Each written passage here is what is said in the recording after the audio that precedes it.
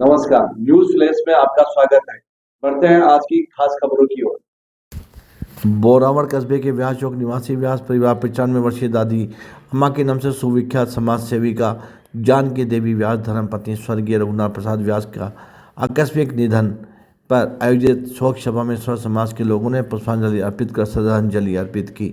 जानकी देवी के पुत्र और परिजन द्वारका प्रसाद, अशोक कुमार, पुरुषोत्तम लाल, ब्रजमोहन, मेघराज, गोविंद प्रसाद, नंदलाल व्यास, सत्यनारायण व्यास, किशन लाल, ओम प्रकाश, चतुर्भुज, पौत्र एडवोकेट बजरंग लाल व्यास, कमल व्यास आदि को सांत्वना दी। पंडित विमल पारिक ने श्रीमन नारायण पाठ का वाचन किया।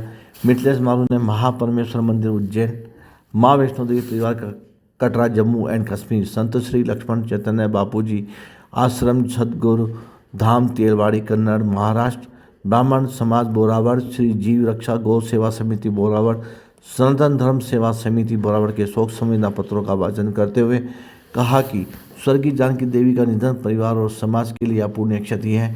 जानकी देवी बहुत ही मिलनसार, सरल स्वभाव की नेक इंसान थी। हमेशा संयुक्त परिवार और समाज की एकता और भाईचारे के प्रति जागरूक रही।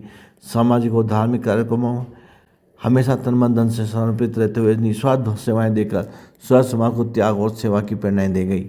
गरीब, असहाय और जरूरतमंद की सेवाओं से उनका पूरा जीवन मानो सार्थक हो गया। दादी माँ को हमेशा इस बात की खुशी होती थी कि उनके सेवा और परोपकार के कार्यों में अपने पुत्रों और परिवार का हमेशा साथ मिला।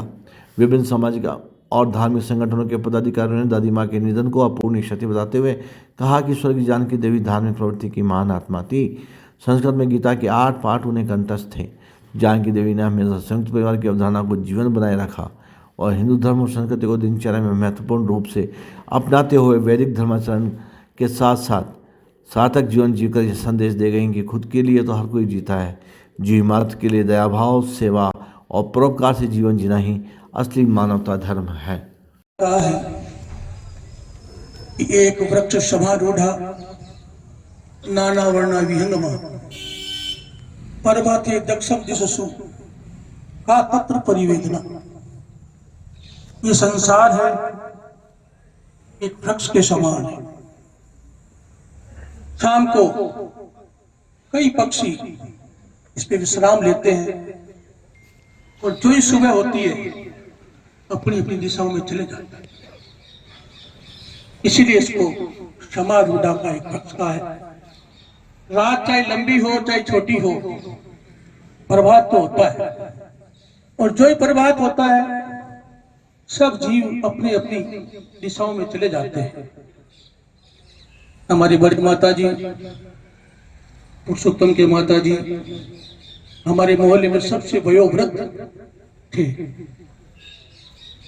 और खुद इतने सेवाभावी थे, धर्मपरायण थे और पूरा मोहल्ला छोटे से लगा के बड़े तक सब उनकी इज्जत बहुत ज्यादा करते थे। उनका कहना कभी कोई टालते ही नहीं थे और मैं तो उनके परिवार को धन्यवाद देना चाहता हूं। इतनी सेवा की लास्ट मोमेंट तक। ये मैं कई बार देखता था, पुरुषोत्तम जी, पप्पू जी, कितना ही जरूरी काम हो लेकिन माता जी को छोड़ते नहीं थे। आखिरी दिनों में इन्होंने बहुत सेवा की। मैं इसके लिए इनको धन्यवाद देना चाहता हूं और भगवान से प्रार्थना करता हूं कि भगवान उनकी आत्मा को शांति दे और उनके परिवार को संबल दे। इस दुख की घड़ी में वो सहन करे। जो आया है वो जाएगा। ये तो एक प्रकृति का नियम है।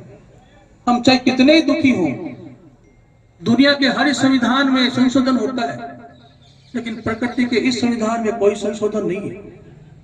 ये प्रकृति का एक अटल नियम है, इसमें कोई संशोधन की कोई गुंजाइश नहीं है। जो आएगा वो जाएगा। जीवन का अंतिम लक्ष्य मृत्यु है। हम रोज जीते हैं, आज जी रहे हैं, हो सकता हम कल भी जिए। ये जीवन चलता रहेगा लेकिन आखिर हम बढ़ तो मृत्यु की तरफ रहे हैं।